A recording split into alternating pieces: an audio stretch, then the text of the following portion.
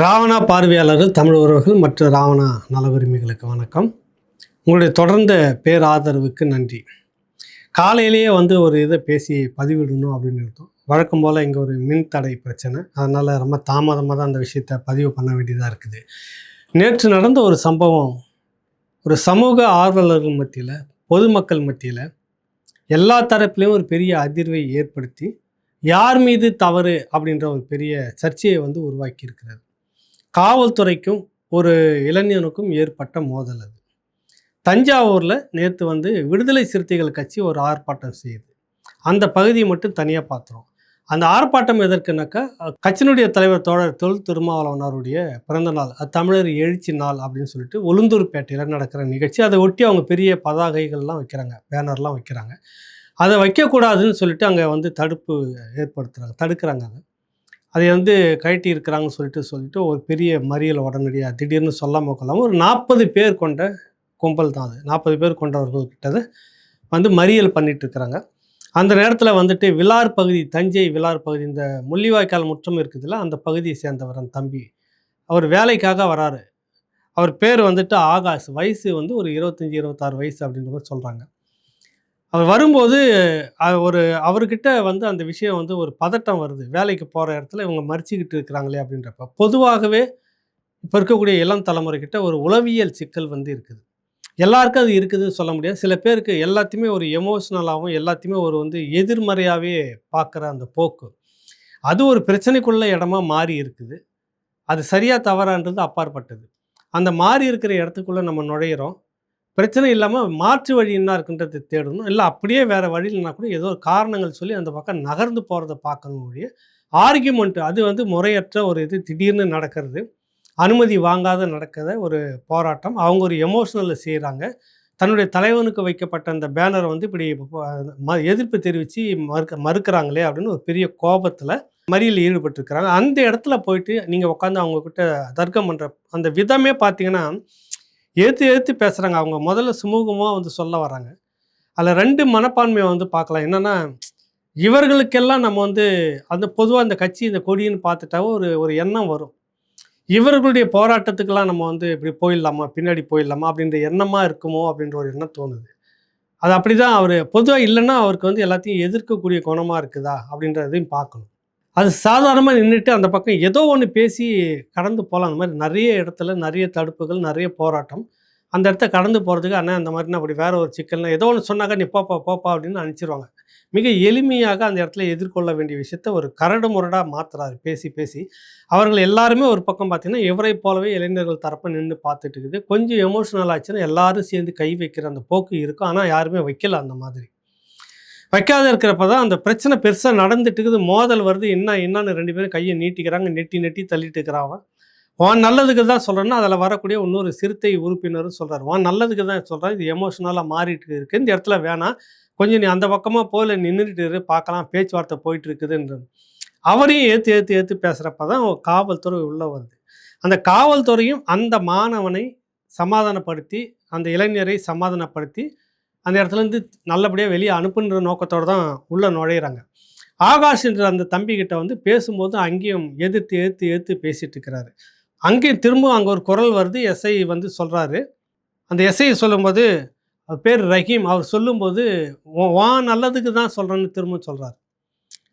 அங்கேயும் ஒரு கான்ட்ரவர்சியாக தான் அவர் பார்க்குறார். ஒரு எதிர் மனநிலையிலேயே அது ஒரு அந்த வயசுக்கேற்ற அந்த இதுவா, அல்லது அவருடைய எதிர்மறையாகவே பார்க்கணுன்ற மாதிரி அந்த போக்கு இருக்குதா அப்படின்ற ஒன்று இருக்குது. அங்கேயும் அந்த மாதிரி எதிர்த்து தான் பேசுகிறாரு. இப்போ காவல்துறைக்கு 2 பிரச்சனை அங்கே இருக்குது. ஒன்று, ஆல்ரெடியாக ஒரு கூட்டம் உட்காந்துட்டு திடீர்னு ஒரு போக்குவரத்துக்கு பெரிய இடையூறாக இருக்கிறாங்க. இந்த மாதிரி நூற்றுக்கணக்கான பேர் அந்த வழியாக ஏதோ அவசரத்துக்காக போவாங்க. அவங்களுக்கு நம்ம ஒரு பதிலை சொல்லணும். இது ஒரு சமூக பிரச்சனையாக மாறக்கூடாது, சீக்கிரமாக பேசி அதனால் ஒரு முடிவு பண்ணணுன்ற டென்ஷனில் அங்கே அவங்களுக்குள்ள ஒரு போராட்டம்.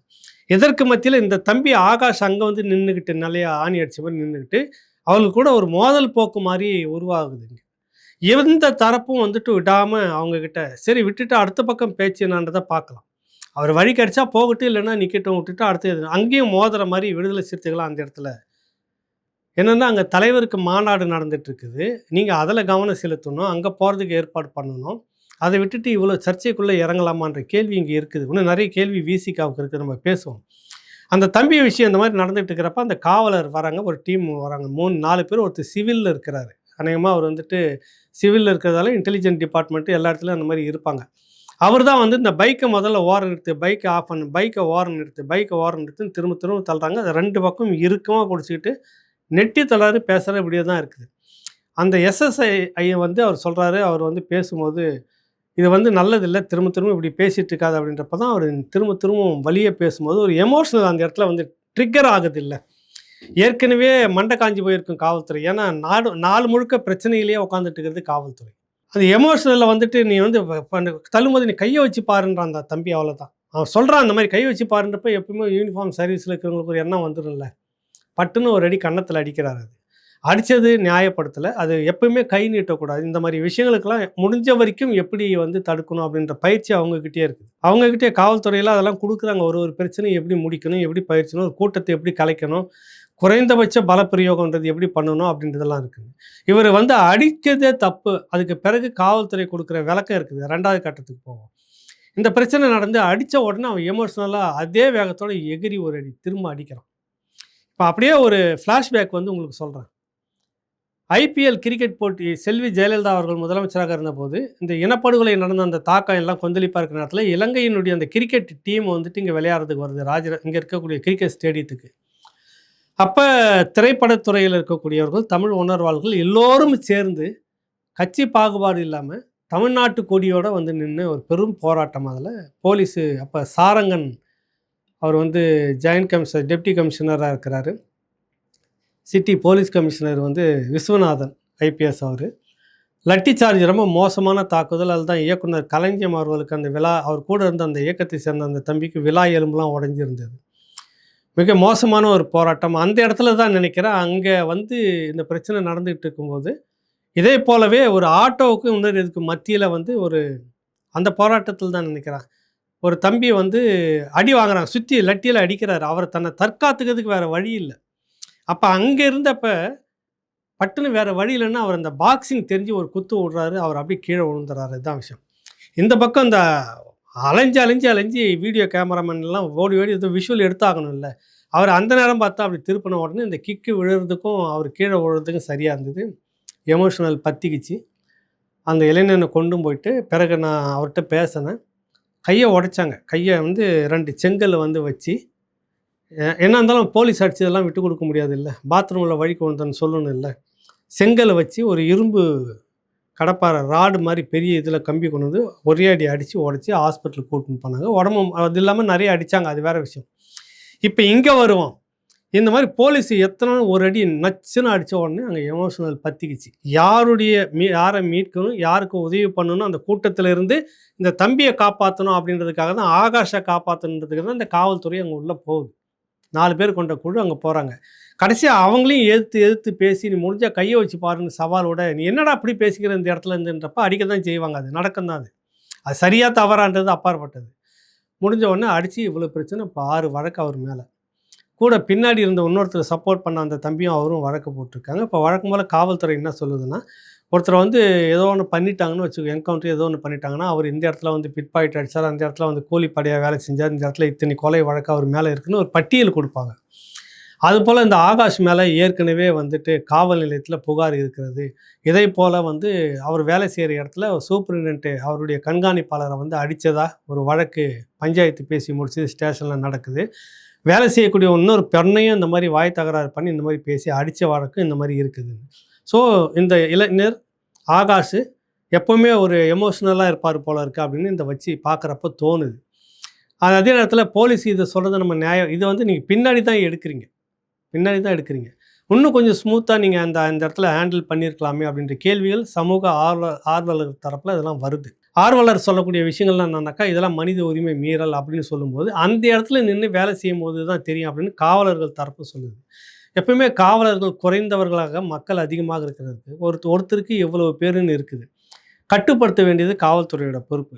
அது ஏன்னா சிக்கலாச்சுன்னா, பெருசாச்சுன்னா அதுக்கு இன்னும் சேர்ந்து பதில் சொல்லணும். அவங்களுடைய பணியும் அதில் இருக்க முடியாது. சஸ்பெண்ட் ஆக வேண்டிய சூழ்நிலை இருக்குதுன்றப்ப, குறைந்தபட்ச பலப்பிரயோகம் செய்வதற்கு அப்படின்னு தான் அறிக்கை குடுத்துருக்காங்க. அவங்களுக்கு சட்டத்தில அது இடம் இருக்குது. அந்த அடிப்படையில நாங்க குறைந்தபட்ச பலப்பிரயோகம் செய்து தான் அவர அழைச்சுக்கிட்டு போனோம் அங்கருந்து அப்படின்னு விளக்கம் குடுத்துருக்காங்க. அது ஏற்புடையது அல்ல. ஒரு சென்சிட்டிவாக வரப்போ முடிஞ்ச வரைக்கும் எப்படி அந்த இடத்துலேருந்து செய்யணும் அப்படின்னு. இந்த கோபத்தை நீங்கள் வந்து விசிகா மேலே நேற்று காட்டியிருந்தீங்கன்னா இன்னும் வேறு. ஏன்னா காவல்துறைக்கும் ஒரு பொறுப்பு இருக்குது. அவனுக்கு தான் அந்த எமோஷனல், அவனுக்கு அந்த எதிர்மறை சிந்தனையாகவே இருக்குது. அந்த கோபம், ஆத்திரம் எல்லாம் அவனுக்கு பொங்குற மாதிரி காவல்துறையும் செய்கிற மாதிரி செய்ததுன்னா நிலைமையே வேறையாக இருந்திருக்கும் நேற்று.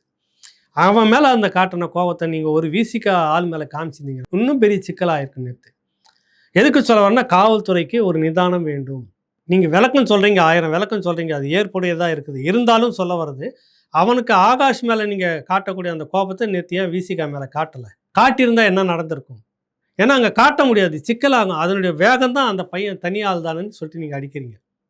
இதுதான் அங்கே சிக்கல். இது ஏற்புடையது அல்ல. நிதானம் வேணும் உங்களுக்கு. ஏன்னா இந்த மாதிரியான பொதுவாக இந்த மாதிரி நடக்கிற இடத்துக்கு போயிட்டோம்னாக்கா தேவையில்லாமல் லட்டி சார்ஜ் வரும். அது ஒன்றும் பெருசாக முத்துச்சுனாக்கா வேறு மாதிரி வரும். அப்புறம் கண்ணீர் புகை கொண்டு வீச்சுன்னா அப்புறம் கலவரம் அப்படின்னு போகும். ஒட்டு மொத்தத்துக்கும் சேர்ந்து சட்டமன்றம் நடக்கிற அந்த நேரத்தில் சென்சிட்டிவாக மாற்றக்கூடிய விஷயத்த வந்து யாருக்கு இருக்குது அந்த பொறுப்பு அப்படின்னாக்கா அதிகமாக காவல்துறைக்கு இருக்குது. நிதானம் வந்து கொஞ்சம் இருந்திருக்கணும் அவங்களுக்கு. அது தவறி இருக்கிறார்கள். 2வது விடுதலை சிறுத்தைகள் கட்சி தோழருக்கு வராங்க. இவங்க யாரோ ஒரு எதிர்க்கட்சி, யாரோ ஒருத்தர் வந்து பேனர் வைக்க விடாமல் பண்ணிட்டாங்க அப்படின்லாம் கிடையாது. அரசு இயந்திரத்தில் நீங்கள் ஆட்சியில் பங்கு வாங்கிட்டு இந்த அரசு கூட நீங்கள் சப்போர்ட்டிவாக இருந்துட்டு இருக்கிறீங்க.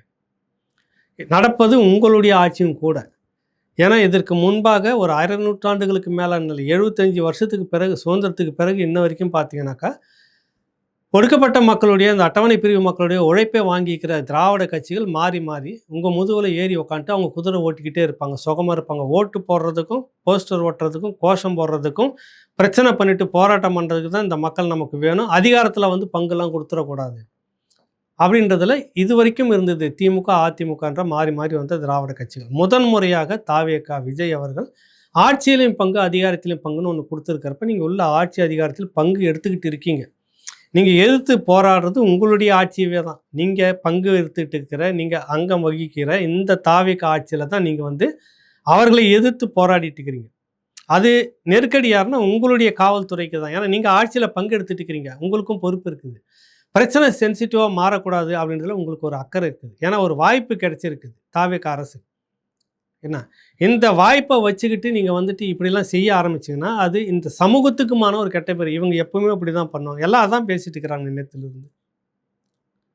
அப்போ என்ன செய்துக்கணும், ஒரு பொறுப்பு இருக்கணும். இது ஒரு பேனர் பிரச்சனை, சரி விட்டு கொடுத்து போவோம், நடப்பது நம்ம ஆட்சி, அப்புறம் நம்ம வந்து பேசி எதனா தீர்த்துக்கலாம். இல்லை ஒடுக்கப்பட்ட மக்களுக்கு இன்னும் இந்த அநீதி நடந்து கொண்டே தான் இருக்குன்னா அப்போ ஏன் ஆட்சி அதிகாரத்தில் பங்கெடுத்துட்டு இருக்கிறீங்க? எல்லாருமே அப்படி தான் இருப்பாங்க அப்படின்னா, விஜய் உள்பட அப்படி தான் இருப்பாங்கன்னா நீ ஆட்சி அதிகாரத்தில் எதுக்கு பங்கெடுத்துக்கிட்டீங்க? பங்கு எடுத்துக்கிட்டு அப்புறம் குறை சொல்கிறது என்ன அது போக்கு? அது ஒரு பிரச்சனை இல்லை. அதை விட பெரிய பிரச்சனை அந்த மாநாட்டுக்கு போய் நல்லபடியாக கலந்துக்கணும், அந்த மாநாட்டை வெற்றிகரமாக நடத்தணும். கட்டுக்கடங்காத ஒரு கூட்டம் கூடியிருக்குது, அதை பற்றி தனி வீடியோ ஒன்று பேசுவோம். ஏன்னா இப்படியான இந்த நிகழ்ச்சியில் ஒரு சமூக பொறுப்பு என்பது இவங்களுக்கு தான் இருக்கும், உங்களுக்கு தான் இருக்கணும். நீங்கள் இது நேற்று வரை வேற ஒரு நபர்களாக இருந்திருக்கலாம், வேற ஒரு இதுவாக இருந்திருக்கலாம். இப்போ ஆட்சி அதிகாரத்தில் பங்கு எடுத்துக்கிட்டு ஒரு ஆளுங்கட்சியாக, ஆளுங்கட்சிக்கு நிகராக நீங்களும் இருக்கிறீங்க. நீங்கள் தான் ஆண்டுகிட்டு இருக்கீங்க, உங்களுடைய சப்போர்ட்டில் ஆண்டுட்டு இருக்கிறாங்க, அவங்க சப்போர்ட்டில் நீங்கள் இருந்துகிட்டு இருக்கிறீங்க. அதான் விஷயம். இப்போ அப்போ உங்கள் ஆட்சியை, உங்கள் காவல்துறையை அதுக்கு நீங்களே நெருக்கடி கொடுத்துட்ருப்பீங்களா? இதுதான் இந்த கேள்வி. ஒரு ஒரு பேனர் பிரச்சனை நடப்பது நீங்கள் பங்கெடுத்துட்டு இருக்கிற ஆட்சி, திடீர்னு வந்து சொல்லாமல் கொள்ளாமல் மறியலில் உட்காந்துக்கிட்டு போக்குவரத்து எல்லாருமே இருக்கிற அத்தனை பேருக்கும் எரிச்சல் ஏற்படுத்தினா இந்த ஆட்சிக்கு வெறுப்பு வருமா, உங்கள் மேலே வெறுப்பு வருமா? கவர்மெண்ட் மேலே தான் வெறுப்பு வரும். அப்போ தாவேகா விஜய் வந்து உங்களை கூட்டணியை சேர்த்துக்கிட்டது இந்த நெருக்கடியை சந்திக்கணுமா அப்படின்ற கேள்வி வருதா இல்லையா? தார்மீக ஒரு கேள்வி பொறுப்பு இருக்குல்ல. உங்களுக்கு ஒரு வாய்ப்பு கொடுத்துருக்குறாங்க, இது எப்படி பயன்படுத்தணும்னு ஒன்று இருக்குல்ல. ஒரு நெருக்கடி கொடுக்குறப்ப அது எரிச்சல் ஒரு 4 பேர் சுற்றி இருக்கிறவங்க போட்டு கொடுப்பான். பார்த்தீங்களா தலைவரை எதாவது சொன்ன தலைவரை வந்த ஏற்கனவே ஒரு கட்டுரை எல்லாம் வந்திருக்குது. ஒரு சுமூகமாக ஆட்சி அதிகாரத்தில் பங்கு என்பதை நோக்கி நகரும்போது சில அதிகார வட்டம் அதை தடுக்கிறது அப்படின்னு. திருமாவளவன் முடிஞ்ச வரைக்கும் அவர் வந்து எனக்கு தெரிஞ்சு ஒரு 30 ஆண்டுகளாக ஒரு தலித் இயக்கம் அப்படின்னு சொல்லக்கூடியது.